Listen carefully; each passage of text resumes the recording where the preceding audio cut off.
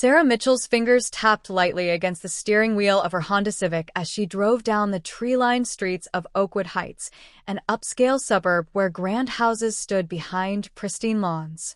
The morning sun cast long shadows across the road as she made her way to an early board meeting, her mind already reviewing the agenda for the day. She had chosen to drive her old Civic today instead of one of her luxury cars, a habit she kept to stay grounded despite her success. At 40, Sarah had climbed her way up from nothing, but she never allowed her wealth to alter who she was at heart. The flash of red and blue lights in her rearview mirror drew her attention. Sarah checked her speed. She was well within the limit. Confused but calm, she pulled over, signaling properly as she glanced into the mirror.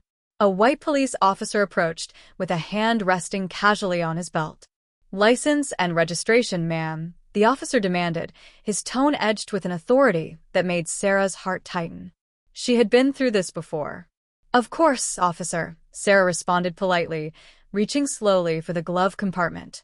"May I ask why I'm being pulled over?" The officer, whose nameplate read Thompson, shifted his weight. "You ran that stop sign back there on Maple Drive." Sarah blinked in surprise. She was sure she had come to a full stop, a habit ingrained in her since driving school. "Sir, I'm quite sure I made a complete stop." Officer Thompson's expression hardened. "Are you saying I'm lying, ma'am?" "Not at all, officer," Sarah said, maintaining her composure. "I'm simply stating what I remember." The officer studied her license with evident skepticism, glancing from the photo to her face. "This your current address, Miss Mitchell?" "Yes, sir," she said. She lived in an even more exclusive neighborhood than this, but she kept that detail to herself. "And what brings you to this neighborhood today?" His tone implied that she didn't belong there. Sarah gave a small, professional smile, the same one she used in board meetings. "I'm on my way to work, Officer Thompson." He scribbled on his notepad, clearly uninterested in her answer. "Well, Miss Mitchell, I'm issuing you a citation for running a stop sign. The fine is $300, and you can pay it or contest it in court within 30 days. As he handed her the ticket, Sarah noticed how he barely made eye contact. She accepted the citation with dignity, aware that this wouldn't be the end of it, not this time. "Thank you, officer," she said quietly, watching him walk back to his patrol car. Sarah sat there for a moment after he drove away, staring at the ticket in her hand. She checked the time on her phone. It was still early enough to make her meeting. But first, she opened her calendar app and set a date to visit the courthouse. After 20 years of building one of the country's most successful technology companies, Sarah Mitchell knew when to fight her battles, and this, she decided, would be one worth fighting. 2 weeks later, Sarah Mitchell walked into courtroom 302 of the municipal court. The room buzzed with nervous energy as people waited for their cases to be called. She chose a seat in the middle row, watching as Judge William Harrison handled case after case with barely concealed impatience. The judge, in his early 60s with gray hair and wire-rimmed glasses, had a reputation for being tough on traffic violations. Sarah observed how he treated different people who came before him, some with casual dismissal, others with stern lectures. Sarah wore simple black pants and a white blouse, leaving her designer clothes at home. Her hair was neatly tied back in a bun, and she carried a plain leather folder with her documents. As she waited, she noticed the subtle reactions of those around her, sideways glances, slight shifts away, the assumptions written across their faces. "Case number 247, Sarah Mitchell," the court clerk called. Sarah stood confidently and walked to the podium, standing tall as Judge Harrison barely glanced up from his papers. His eyes skimmed over her ticket, his mouth a thin line. "Miss Mitchell, you're contesting a stop sign violation," he said, his tone suggesting this was a waste of his time. "Yes, Your Honor," Sarah replied. "I believe there's been a misunderstanding." Judge Harrison leaned back in his chair, looking down at her over his reading glasses. "Officer Thompson has an exemplary record, Miss Mitchell. Are you suggesting he made a mistake?" "I'm suggesting, Your Honor, that perspectives can differ," Sarah responded diplomatically. "I came to a complete stop at that intersection, as I do at every stop sign." The judge's expression hardened. Do you frequently drive through Oakwood Heights, Miss Mitchell? I drive through various neighborhoods for work, Your Honor, she answered, noting the implied prejudice in his question. And what kind of work would that be? He asked, skepticism dripping from his voice as he scrutinized her simple attire. Before Sarah could answer, he waved his hand dismissively. Miss Mitchell, this court's time is valuable. Officer Thompson's dashcam footage clearly shows a rolling stop. Given your attitude and waste of the court's resources, I'm doubling the fine to $600. A murmur rippled through the courtroom. Sarah remained perfectly still, her expression unchanged. 2 decades of handling tough board meetings had taught her the power of composure. Your Honor, she said calmly, I would like to request a moment to speak. The judge, glancing at his watch, sighed heavily. Make it quick, Miss Mitchell. Some of us have important matters to attend to today. Sarah gave a slight smile, knowing what was coming next. She reached into her folder, not for the prepared defense she had brought, but for something else.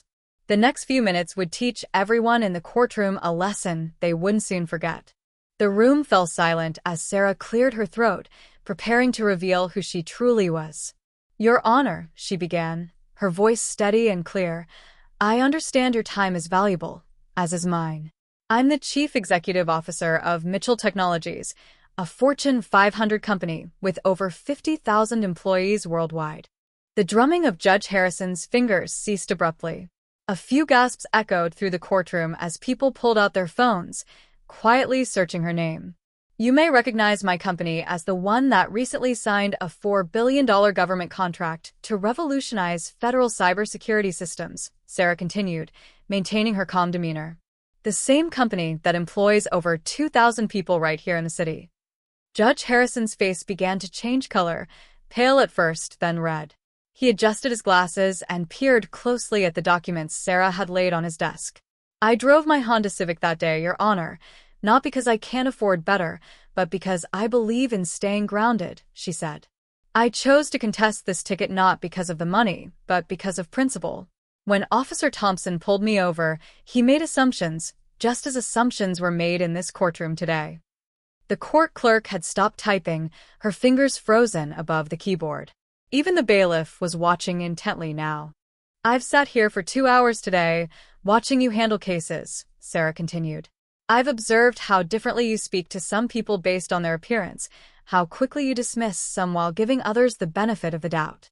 Judge Harrison cleared his throat uncomfortably.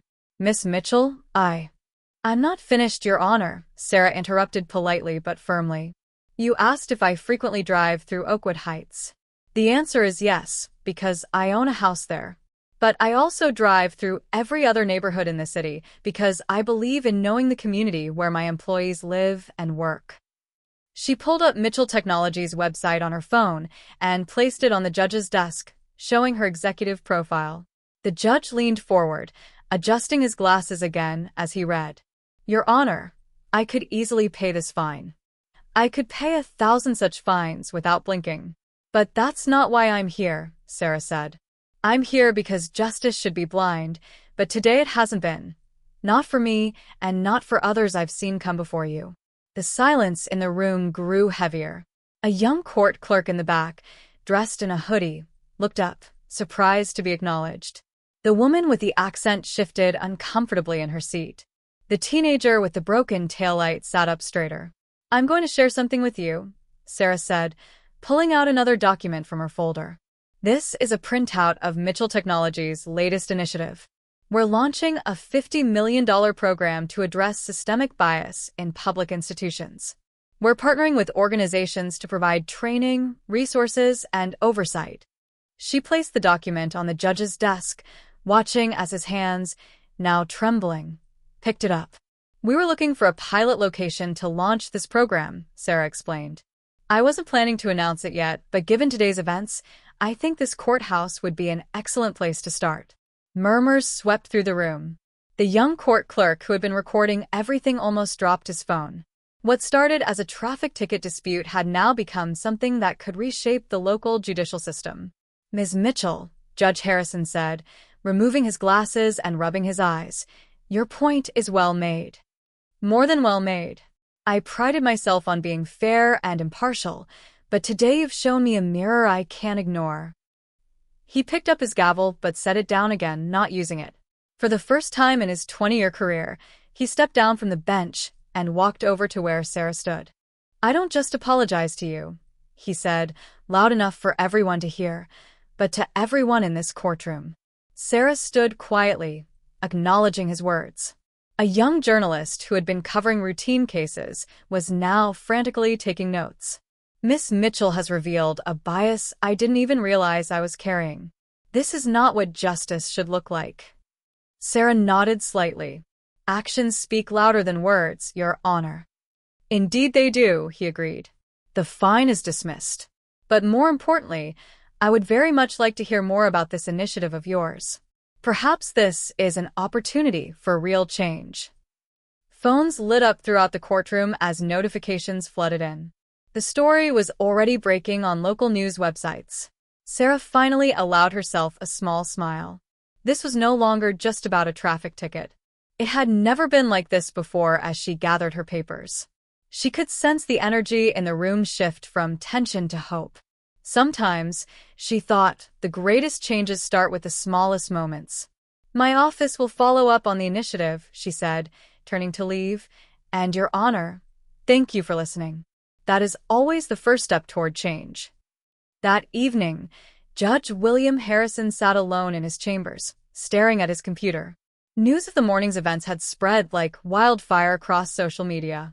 His secretary had already fielded dozens of calls from reporters, and his inbox was overwhelmed with interview requests. He clicked through article after article, each one detailing how Sarah Mitchell, CEO of Mitchell Technologies, had exposed systemic bias in his courtroom. Some headlines were harsh. "Judge faces embarrassment after confrontation with Black female CEO." Others were more measured. "Courtroom incident sparks discussion on judicial reform." Running his hands through his gray hair, Judge Harrison reflected on his 30-year legal career. He had always considered himself one of the good ones, fair, honest, dedicated to justice, but today's events made him question everything. His phone buzzed again, this time with a call from his daughter, Catherine, a law student at Harvard. "Dad," she said, her voice tight with emotion when he answered. "I just saw the videos, they're everywhere." "Catherine, he began, but she cut him off. "No, listen. This is exactly what I've been trying to tell you for years. Remember when you dismissed my paper on implicit bias in the justice system? You said I was being overly sensitive." Judge Harrison's throat tightened at the memory. "I remember," he whispered. "Today, that woman didn't just expose your bias, Dad. She gave you an opportunity to be part of the solution. Do you understand how significant that is?" He looked at the Mitchell Technologies initiative document still on his desk. The $50 million program could not only transform his courthouse, but possibly reshape the state's entire judicial system. "I do now," he said softly. After hanging up, Judge Harrison opened his court records from the past year. For the first time, he began analyzing his decisions with fresh perspective, searching for patterns he had never seen before. The statistics were difficult to read. Clear disparities in fine amounts, conviction rates, and tone of court transcripts based on the demographics of the defendants. A knock on his door interrupted his research. It was Jerry, the young law clerk who had recorded the morning's events. "Your Honor," Jerry said, stepping inside, "I've worked here for 2 years and I've seen a lot of things that didn't sit well with me, but I never knew how to speak up." Judge Harrison motioned for him to sit. "Tell me more, Jerry. I need to hear this." For the next hour, Jerry shared his observations, the subtle discrimination, unconscious patterns, and the cumulative impact of countless small biases. Judge Harrison took notes, his hand trembling as he wrote. As the evening turned to night, Judge Harrison composed an email to Sarah Mitchell. He deleted and rewrote it 7 times before finally settling on the right words. "Dear Ms. Mitchell, today, you did more than reveal my biases. You provided a path to correction. I spent the evening reviewing my court records, and the patterns are undeniable. I am deeply committed to making this right. I would be honored to work with Mitchell Technologies on your initiative. More than that, I want to use my position to advocate for systemic change. My retirement is in 2 years, but before I leave, I want to ensure that the system I leave behind is better than the one I served. Your words about staying grounded despite success resonated with me. I now realize I have become exactly what I once fought against, someone too comfortable in their power to see their own flaws. Thank you for the wake-up call. Respectfully, William Harrison. As he clicked send, Judge Harrison felt something he hadn't in years, a humbling yet hopeful feeling of starting over, of learning anew. Tomorrow would bring its own challenges, but for tonight, he had taken the first step toward change. 1 week after the courthouse incident, Sarah Mitchell stood in front of a packed auditorium at the City Convention Center. The event, hastily organized by local community leaders, had drawn an unexpectedly large crowd. Judges, lawyers, police officers, and community members filled every seat, with people standing along the walls. Judge Harrison sat in the front row, a mix of nervousness and determination on his face. "Good morning," Sarah began, her voice steady and clear. "I didn't come here today to shame anyone. I came to share a story about how small moments of bias can build up and create significant barriers." She clicked to the first slide of her presentation, showing a photo of her old Honda Civic. "This car has taught me more about human nature than any business course ever could," she said, drawing quiet chuckles from the audience. "When I drive my Mercedes, I get waves from security guards. When I drive this Honda, I get suspicious looks. Same person, different reactions." Sarah then shared photos from her journey, her first job as a junior programmer, her tiny starter apartment, the garage where she and her first employees built their first prototype. The audience leaned in, captivated by her story. "But this isn't just about me," she said, switching to a slide filled with statistics. "Every day, thousands of people walk into courtrooms, police stations, and government offices, nervous, vulnerable, hoping for fairness. And far too often, they're judged not by their actions, but by their appearance." Judge Harrison nodded slowly, urging her to continue. "Last week, in the courthouse, I could have reacted with anger," Sarah admitted. "Many suggested I file complaints, demand resignations. But that would have only deepened the divide. Instead, I chose to make it a teaching moment." She clicked to the next slide, showing details of Mitchell Technologies' new initiative. "We're investing $50 million in bias training and systemic reform. But money alone won't solve this problem. What we need is honesty, vulnerability, the courage to admit when we're wrong, and the strength to do better." To everyone's surprise, Judge Harrison stood up. "Ms. Mitchell," he said, his voice carrying across the silent room. "Would you mind if I shared something?" Sarah gestured for him to approach the podium. As he walked, phones reached up, ready to record another powerful moment. "Last week, I was that person we all fear becoming. Someone so convinced of their own fairness that they couldn't see their own bias," Judge Harrison began. "Ms. Mitchell could have humiliated me. Instead, she educated me." He faced the audience. "I spent the past week reviewing every case I've handled this year. The patterns are undeniable. But instead of shame, I feel hope because now that I see it, I can change." Sarah watched heads nodding throughout the room. A young black law student wiped away tears, and a veteran police officer jotted down notes. "Change isn't about punishment," Sarah added as she returned to the podium. "It's about progress." Judge Harrison has agreed to help lead our pilot program. Together, we will develop training modules, review procedures, and create accountability systems that can be replicated across the nation. The applause was immediate and resounding, but Sarah raised her hand for silence. "This is just the beginning," she said. "Real change happens in small moments, in daily choices, in the quiet decisions we make when no one is watching.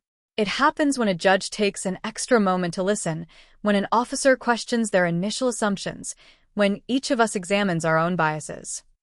As she concluded her speech, Sarah saw reporters scrambling to file their stories. But more importantly, she saw people engaged in conversations. Judges consulting community leaders, police officers exchanging contacts with activists, lawyers planning follow-up meetings. This, she realized, was how real change began, not with a bang, but with people finally ready to listen to one another. 6 months after the traffic court incident, Sarah Mitchell stood at the podium of the National Judicial Conference in Washington, D.C. The Grand Ballroom was packed with over 1,000 judges, legal scholars, and justice system officials from across the country. Yet, it wasn't Sarah who drew the most attention. All eyes were on the man standing next to her, former Judge William Harrison, making his first major public appearance since his retirement 2 months earlier. When Ms. Mitchell walked into my courtroom that day, Harrison began, his voice resonating across the room, I thought I was looking at just another case number. Instead, I was looking at my own turning point. The audience listened intently as he recounted the statistics from his courthouse's transformation over the past 6 months. Fine disparities had decreased by 70%, and customer satisfaction surveys showed a 60% improvement in how people felt treated. More importantly, other courts were beginning to adopt their methods. Sarah stepped forward to join him. Change isn't just about numbers, she said. It's about stories. Real people's lives. She clicked to a slide showing various headlines from the past 6 months. Local court implements revolutionary bias training program. Traffic stop complaints drop 45% after new guidelines. And Judge Harrison's reform model adopted by 12 more states. The most powerful moment came when a video compilation played on the massive screens. Dozens of people shared their recent experiences in courts across the nation. A Hispanic mother explaining how a judge took time to make sure she had a proper translator. A young Black man describing how an officer admitted to making wrong assumptions and apologized. And a woman in a hijab sharing how courthouse staff made her feel respected and heard. The Mitchell Initiative has now expanded to 200 courthouses across the country, Sarah announced. But more importantly, we're seeing spontaneous change. People are becoming aware of their biases and actively working to overcome them. Judge Harrison stepped forward once more. I could have been remembered as the judge who discriminated against a CEO. Instead, thanks to Ms. Mitchell's grace, I am becoming known as part of the solution.